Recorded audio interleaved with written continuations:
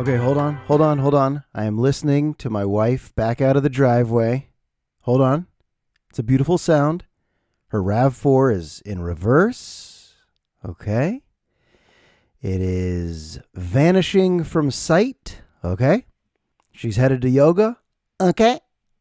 One daughter at summer camp. Another daughter at daycare. Big Daddy on the mic, ready to record for the first time in a while. Home alone, and this is what I choose to do. Either this is an insane choice or a smart one. Hi, everybody. What's new? What's really new with you? Is it same old, same old? When someone asks you that, what's new? Is it same old, or is there something new right now in your world? You feeling good? You feeling shitty? Both are acceptable answers. You're a human. You feeling good? Or are you feeling awful? Both very acceptable. You feeling a little sad after reading about Pee-wee? He died. Pee-wee Herman died. How associated with one character, one singular character, can you be that when you die, people say the character died? That was the headline. Pee-wee Herman died. His name was Paul Reubens. Okay? I'll say it right now. We all need to say it. His name was Paul Reubens, but whenever you saw him pop up in another movie, you'd be like, Pee-wee. Like, you remember Blow with Johnny Depp? He was in it. And you were just like, whoa, Pee-wee. Maybe Michael Richards is Kramer, but who is that connected to one single character? And not just any character, a great character. Pee-wee's Playhouse was the best, okay?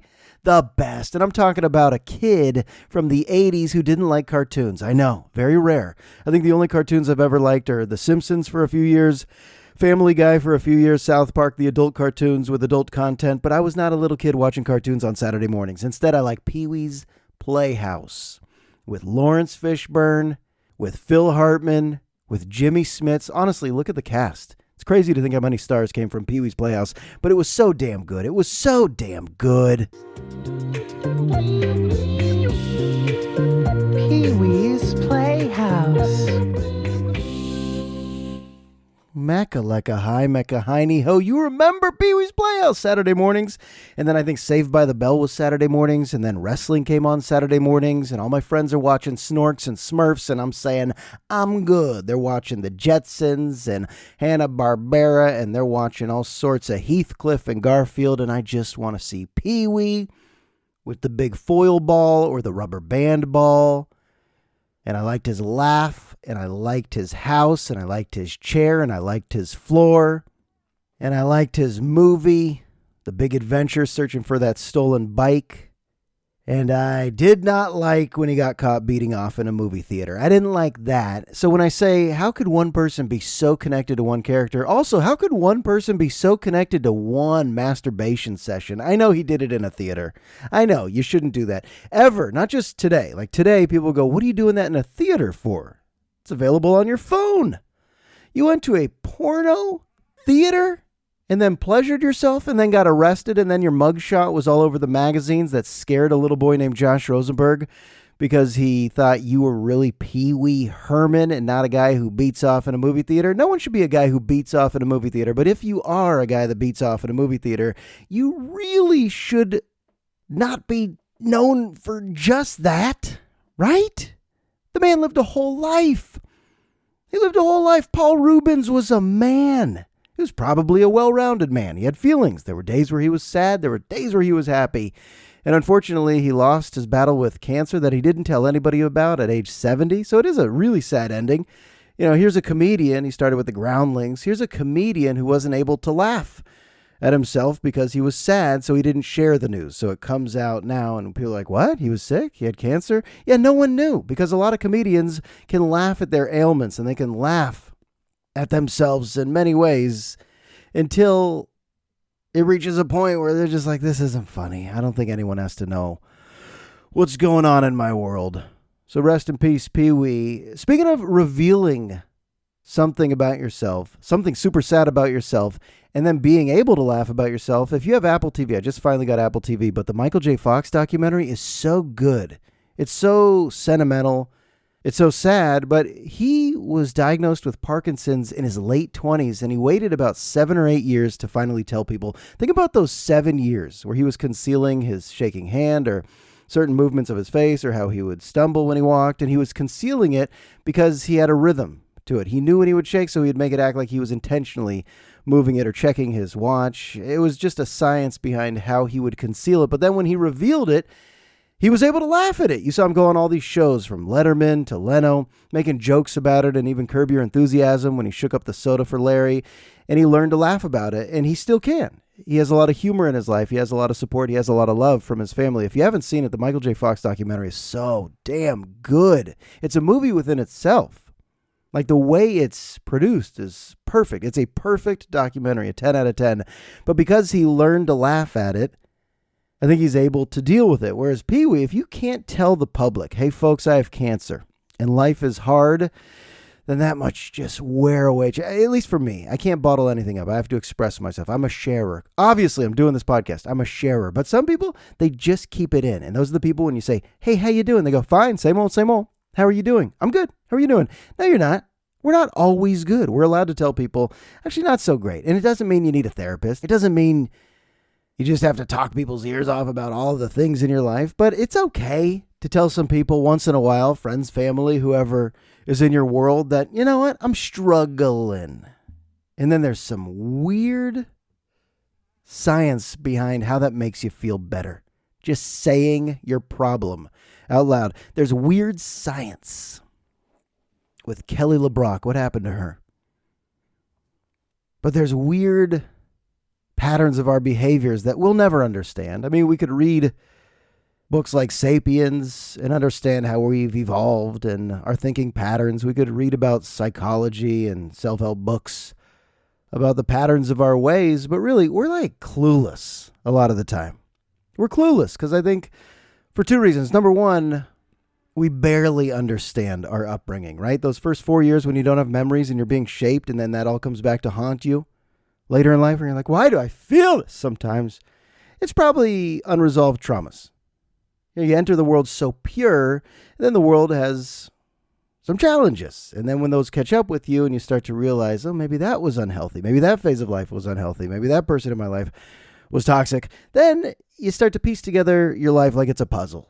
And then there's the stuff you don't understand about our species, sapiens altogether. Like, why do people drink? If I just asked you that, why do people drink?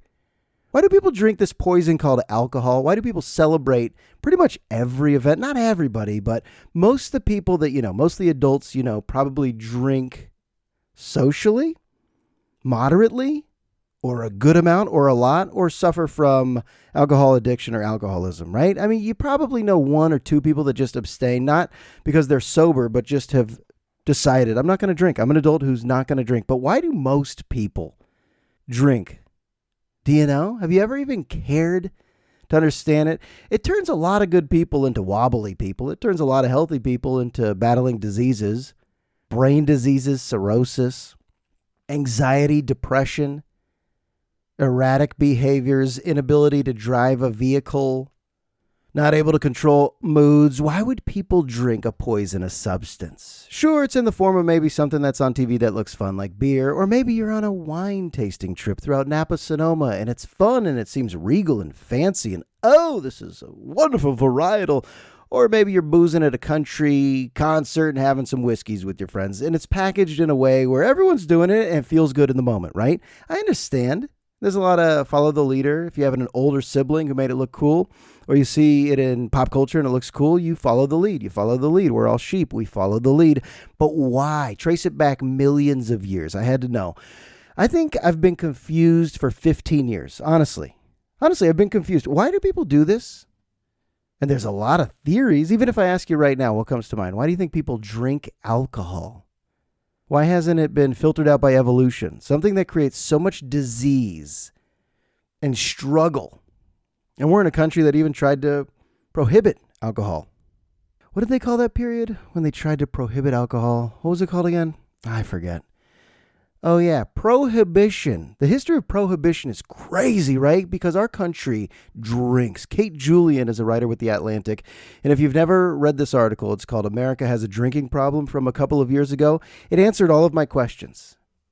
It was an article I wanted to discuss for days with my wife and some of my friends, just breaking it down. Look at us. We still do this. We have people who arrive at a restaurant to celebrate something, people celebrating weddings and birthdays and graduations and quinceañeras and bar mitzvahs and birthdays and celebrating everything by what? Getting sloshed? Getting wobbly? Slurring your speech? Eventually, I mean, if you take it to that level, there are so many events, from concerts to ball games, you name it, where it's just expected. It's readily available. You're going bowling, have some beers. You're playing pool, have some beers. Movie theaters now sell alcohol. Golf course, have some beers. Here comes the cart driver. Cart girl wants to know, what are you having? Nothing. What's wrong with you? What's wrong? Nothing? You're having nothing? What's wrong with you? Well, the article in The Atlantic, it was so long. And I only know this because I don't even have a subscription to The Atlantic, but it let me listen to the article on a road trip back from Pismo Beach, and it took 42 minutes to listen to an article. So I don't have the article in front of me. I barely remember most of the article. But two of the points that stood out. Number one, America's drinking too much right now. With the pandemic, you're forced to shut down, stay indoors, and Americans are drinking alone more than ever. Lonely drinkers. It's not as social as it used to be. And the reporter also talked about liquor is its own beast. Like beer and wine, fermentation, that process, some people's relationship with it, like it's something with dinner in certain countries, or something that you don't overhype by saying once you're 21, the forbidden substance, that then the floodgates open and you're 21, so go tie one on. In America, we really stigmatize alcohol at a young age, 16, 17, 18, 19, 20, you don't touch it. 21, hey, celebrate. Cement mixer, stoplight, buttery nipple, Washington apple, gummy bear, shots. Blackout, no memory. Did you have fun last night? Did you have fun? Did I have fun? No, I don't think so. That's America right now. Think of every college campus, how wet every college campus is right now because all these kids that were in their parents' homes are finally out. They're finally out. And what do? I don't even have to tell you, but these parties are pretty wet. Not every decision being made at night on a college campus is a good decision. I don't know, is that American? Is that an American thing? No, but the article kind of centers on how Americans are drinking nowadays, and the answer is a lot. There's a lot of stats. I don't have to get too deep into that, but the most fascinating thing was maybe we're powerless. You know, if you're like, no, I got my drinking under control. I know what I'm doing, just on the weekends, or just one or two a night. The idea is, yeah, but do you know why you do that?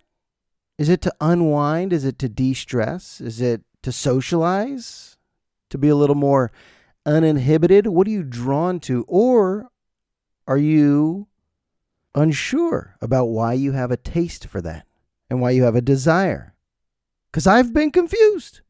And it turns out, just like our human desire for sex and eating fast food, it's coupled in there with booze, because you trace it back millions of years to the earliest primates on Earth. And this part, I need to Google right now, so hold on.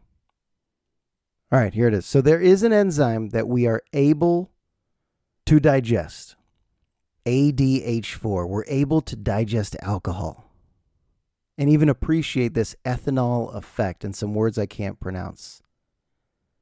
But why would this be in our genes? From an evolutionary standpoint, primates started using alcohol because it rewarded their ability to tolerate it and had substantial benefits like getting fat and happy. And if a great challenge for a species, now I'm just going to read it straight from the article, is not starving to death and trying to find enough sustenance to survive, you burn a lot of fuel just trying to stay alive back then, millions of years ago. So alcohol guaranteed a more precious, caloric, fermented lifestyle. So drinking a bunch of alcohol, waiting on those grapes to hit the ground and ferment, you were able to take in more calories than if you just ate those grapes immediately, apparently. So it was a survival strategy. As these ancient tree shrews, these primates preferred to get calories from fermented fruit nectar than from anything else. This is interesting, right? That this is still a part of our genetic makeup, whether we know it or not. Like, why are we drawn to this when clearly it's not good? It's not good for you. Most people could read these articles and say, fine, I'm still going to drink. You can learn all the facts about it and you're still going to drink here and there, whatever your drinking habits are. It's the most widely consumed intoxicant on Earth. Over $1 trillion are spent worldwide to get that buzz. Fermented palm nectar. Being drawn to the smell, being drawn to the feeling because it represented survival. And isn't that what we're all trying to do today, is just survive? So the fermented syrup produced by these fruits and trees were high in sugar. The plants themselves were friendly to yeast, which each plant possessed. I don't know if I'm explaining this well anymore. But yeah, just think primates used alcohol as a cheat code for staying fat and happy and surviving. And they understood this, and then they probably also enjoyed the hot monkey love and the big party nights in the trees that went along with it. Basically, you hear this, you can read this, see the stats, how many people drink, and it's so common you don't even question it. But then if you see the damage, you might start to question it. And this isn't just alcoholism, like, oh, is it a part of me? But there are people who are just like somewhat addicted. That's why Dry January is so popular now. I heard Pete Holmes talking about that. Needs to be more of a challenge. Americans need to be more challenged with their sobriety. Sober curious, some people are. As if to wonder, can I stop? Can I curb it? Everyone listening to this podcast knows someone that has struggled with alcohol. Everyone listening right now. Absolutely everyone, including Michael J. Fox, which I never knew, but he revealed during that documentary I just talked about. How many good-natured, healthy people have had their lives completely destroyed by this substance that is all over TV ads, ball games, grocery stores. We're inundated. I mean, we're flooded with the images.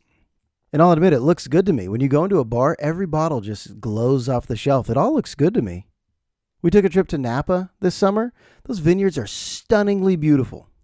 I mean, wine tasting today, it's not just like a little mom and pop winery. Hey, come on in down the dirt road. Knock on the door. We'll pour you some cab. No. Now it's reservations months in advance, a $35 tasting led by a sommelier who studied in France. And what are we doing? We're just packaging it in a fancy way, but it's just boozing. It's just boozing. Drive through Napa, Sonoma, Paso Robles. We're just talking about booze. How do you fight that? You find fulfillment in so many other areas, from mindfulness to meditation to fitness. If you're using alcohol to de-stress, well, you can Google ways to de-stress, and it's harder. It's harder to commit to the list of things. If you Google, how do I de-stress? And aside from alcohol, it's harder to do all of those things. So it's a crutch. For a lot of people, it's just an easy crutch that's highly acceptable in society. No one's going to question you if you say you have a couple each night, or if you have some on the weekends. No one's ever going to question that. But then when you look at the stats, you wonder, why aren't people questioning this shit? I'm finally questioning it just because I've seen my species, sapiens, struggle with it. And when it's introduced to you, it's so fun. I mean, I was young, probably 15, 16, when drinking a 40 ounce on the weekend by a creek was just so fun. Or filling up a backpack full of liquor from a parent's cabinet and going to find a park in high school with friends and giggle and laugh and scream and listen to music and jump around. It's fun. And then when does it become less fun? The very next day. So why would anyone continue if it's right there in your face? And that's also in this article. Why are people who are suffering, their whole bodies shut down when they overindulge? Their bodies shut down. Your head hurts, your brain hurts, your inability to function. It's just shutting your whole system down. And then if enough time goes by, you're back on the mechanical bull. It's senseless. It's just one of those senseless things. And I think I have to accept it because there's so many things that don't make much sense, but you just accept it. You go, that's our wiring. I guess that's what evolution turned us into. And I guess this is the game we'll play. It's like AI. Who cares what your opinion is on it? I don't even care to have discussions about artificial intelligence. It's coming. It'll be incorporated into our world. It'll change us all.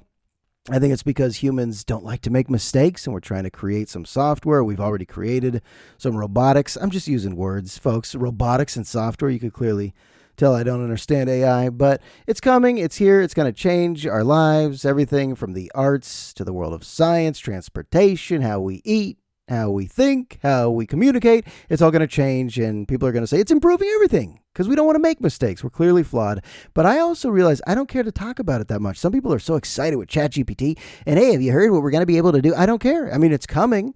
For the Luddites during the Industrial Revolution that wanted to destroy the looms, fuck the looms. What do you mean you're going to stitch our clothes and towels and curtains quicker? No, we like to be hand stitched. We like to spend our time making shoes. What do you mean factory made shoes? The Luddites who wanted to destroy the factories.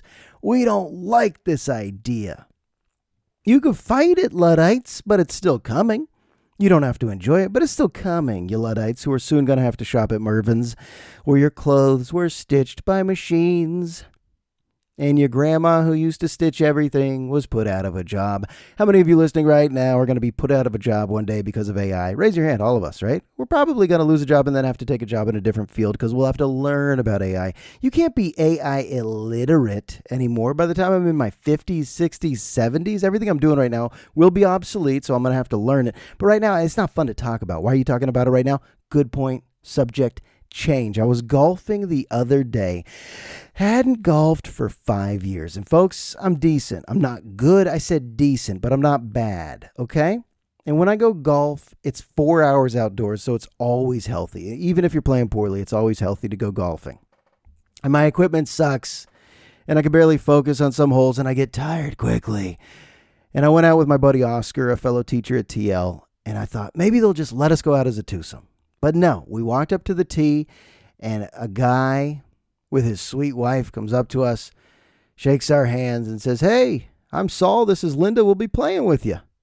And I was so down on myself in that moment because I wasn't excited to meet Saul and Linda. I wasn't excited to meet him because I just wanted to get around the 18 holes with Oscar and catch up with Oscar. But instead, we're driving, by the way. They're walking, and here's the best part. Saul and Linda are 84 years old from Houston, Texas. You get to know people throughout 18 holes, and they're the sweetest people. Not only were they kind and nice and respectful and funny and fun and all these great things that I admire, but they were good.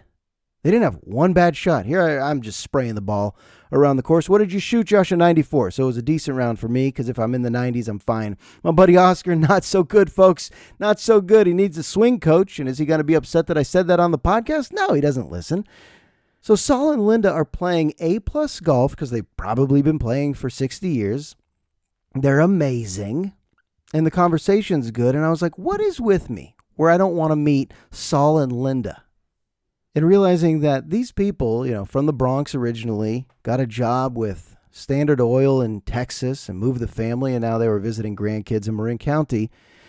I was like, wow, I like to hear other people's stories. I got to put faith in humanity that there's more good people than shitty people out there. Like, if you're going to get paired up at a golf course, chances are they'll probably be pretty cool, pretty nice people. At least that's all of my experiences ever playing golf. I've never played with a bunch of assholes. And that's a good reminder that even though a lot of tweets and a lot of stories in the news are negative about bad people, villains, or elevating people as heroes, there's a lot of people that are just right in the middle. Good, decent folks. Salt of the earth. Can I say salt of the earth? A lot of salt of the earth folks out there who are just kind of normal. That's all I know about Saul and Linda. They're good golfers from Houston in their 80s, but they seem to be in love still. It's kind of inspiring. They make you go, aw. You look at old people sometimes, you go, aw. And then my aw turned into, damn, Linda off the tee again. Crushed it. 84-year-old woman crushing it off the tee. God, I should have filmed this, but you don't want to film strangers nowadays. You can tell a story with your words. You don't have to just film everything. Although, speaking of filming everything, there's an invisible prank challenge that my wife just showed me. I don't think we've laughed that hard in a while. Invisible danger prank, where you just go up to someone in the house and start screaming and making it look like there's danger coming. And their reaction, the person who is not in on it, they don't know what's happening. They freak the fuck out like you've never seen people freak out. And it's the funniest thing I've ever seen. Just Google it, YouTube it. That's the type of stuff you have to actually watch. You don't just want to take my word for it, but watch these people who think danger is coming. And then ask yourself, how would you react if you felt danger was coming but you couldn't see it? Invisible danger. If someone was freaking out and telling you, move, get out of the way, get down. You would look so foolish, and it'd be so great. It'd be so great. But you don't need to film everything. Tell this to the Eastern European families At least they sound like they have Russian accents. Have you seen this for kids' videos? It's time to filter some of these YouTube videos. All right, this is a bad parenting alert and then a good parenting alert. When my girls are watching some videos, once in a while, it's okay. It's okay. I know no screen time, less screen time is all of our goals, but sometimes we got to keep our sanity so the screens go on. And I have a habit of not watching what's on their screens. Why? Because I'm probably on my own screen. Whereas my wife keeps an ear open and she's like, "Are you watching this?" And the answer is always, "No, I'm not watching this." It's always like a blonde mom and some dad with little kids in costumes in a house with white walls and so many toys and so much candy. And they're doing nothing but playing with toys and eating candy and then translating the words below on the screen. And it just captures the attention of a 5-year-old and a 2-year-old who live with me, my 2 little roommates. It captures their attention, but then we're realizing this is not educational. This is not stimulating for the brain in any ways. It's probably making us all dumber. Salads and peanuts, cookie, elephant, jawbreaker, gummy tush, toilet, salad, everybody, hamburger, jawbreaker, candy, lollipop, and circus clown. It's a great time for people in the trees. Can't believe there's chocolate on my knees. Caramel puppy, princess fairy, spider bite. It's a good time. And my wife's like, "Are you watching any of this?" Pancakes for pillows, candy all the time. Eastern European accent as I try to rhyme. And I don't know how much money these families are making. It seems exploitative. Let's be honest. If you're just filming your kid in costumes and making millions upon millions because you're getting a lot of clicks, that's a little exploitative, right? A little opportunistic. I mean, it's not a crime. Hopefully you share that money with them one day. It's the old child actor syndrome. You thought I was going to circle back to Michael J. Fox, but he wasn't quite a child actor. He was in high school, if you must know. He was in high school, Canadian, who joined the drama club, and then his career accelerated quickly. I mean, by the time he was cast on Family Ties, it was only a couple of years before Teen Wolf and Back to the Future were coming out in the same year, and he was launched. But he met his wife on the set of Family Ties, and please watch this documentary because this is a wonderful woman who's still with him by his side, supporting him through every step and stage of the Parkinson's disease. But back to these Russian, Eastern European families. You can't let your kids watch this. Here I am telling you how to parent. Don't tell me how to parent. Don't tell me how to parent. I won't. You can parent the way you want. But haven't you overheard some shitty parents? You know, parents that threaten their kids at all times. We're going to leave. These parents who are not going to leave, they're just empty threats. We are going to leave if you continue this. We're going to leave. Those parents, I don't like the "we're going to leave" threat. Why? Because your kid's loud? Because your kid's being a kid? I mean, you could try to parent to the best of your abilities, but sometimes kids are just going to spaz out and be loud and be 4, 5, 6, however old they are. And the threat, "we're going to leave if you continue this." I always hate hearing that. I've heard that a lot lately. Angry parents. But then again, I'm just seeing the tail end of it. Maybe it was a full day. Maybe it was a full day of that bubbling lava, and I'm just watching the volcano erupt. If you ever see a parent erupt on their kid, that's probably not the first incident of the day, right? It's probably been about 24, 48 hours of that little demon not listening and being too loud and breaking shit around the house and disrespecting everyone. And then I see the threat, "we're going to leave this concert in the park." And I go, this parent, what are they doing? So I guess you could see both sides. Hey, both sides, 2 narratives. Isn't that how we should study history? Multiple narratives, not just what was condensed in the textbook when 30 years are crunched into 3 sentences. And you go, that's a heavy little paragraph.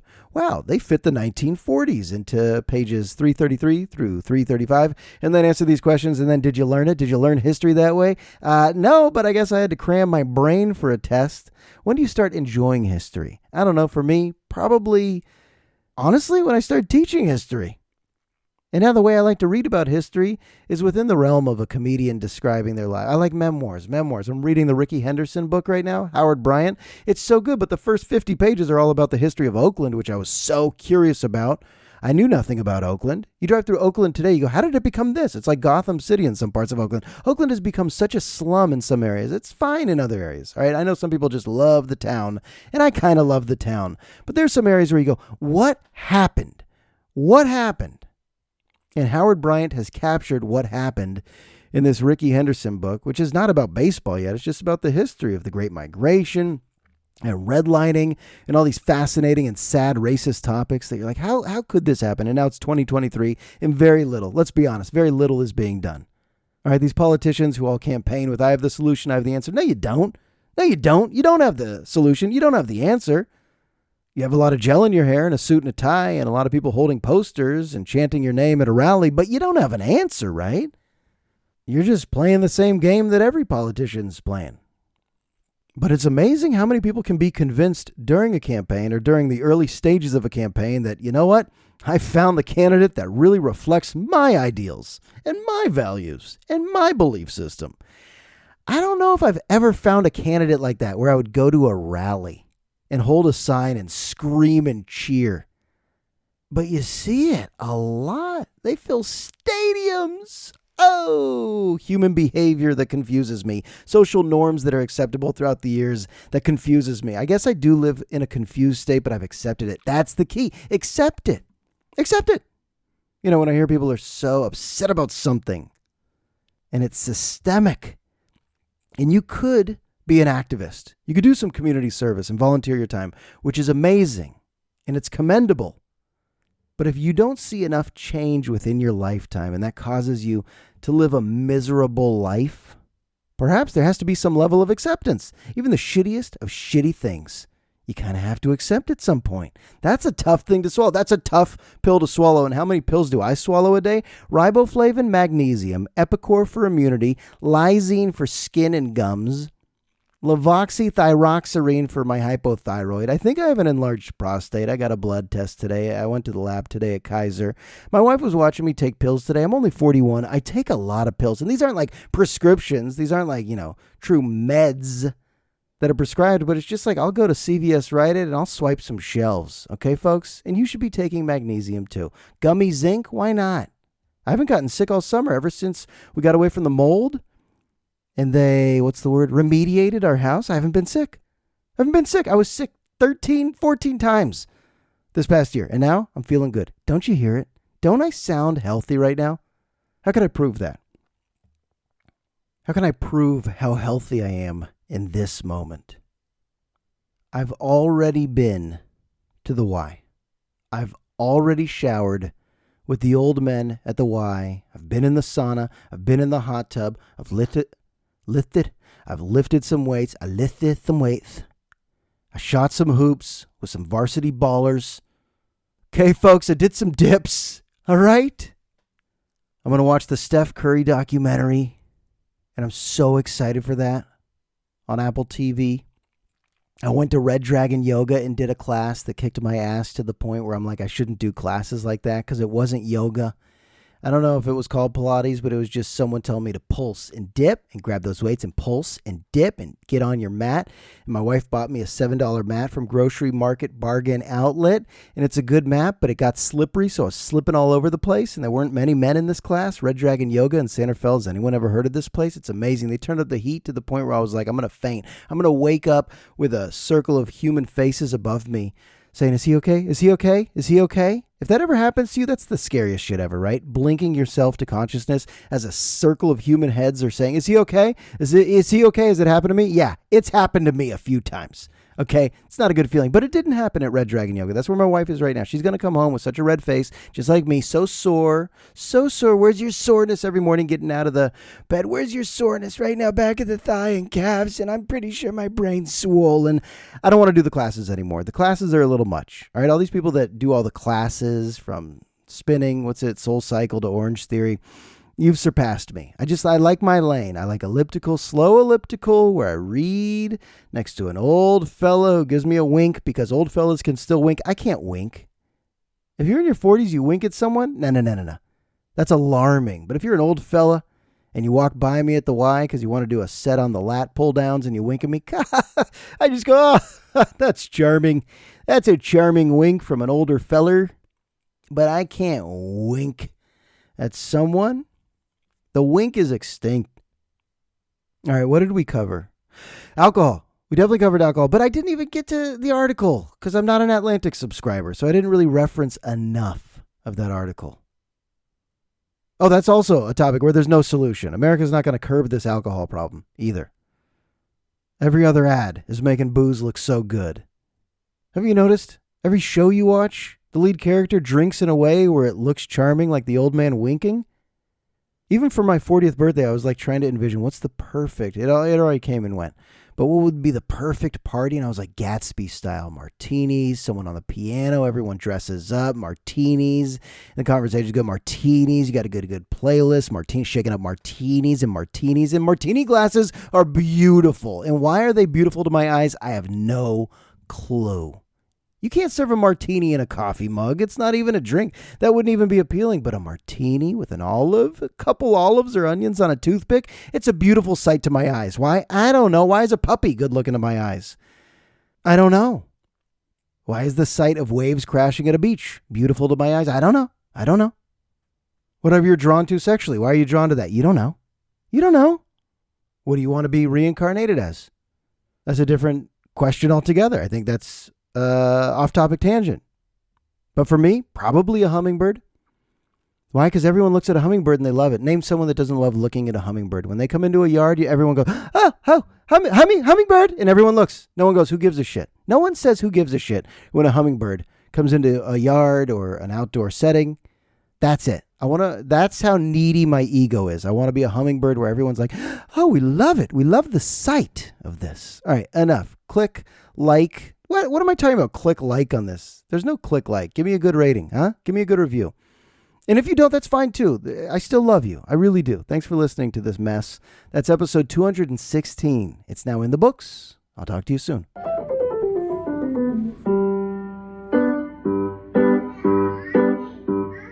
He's a real nowhere man.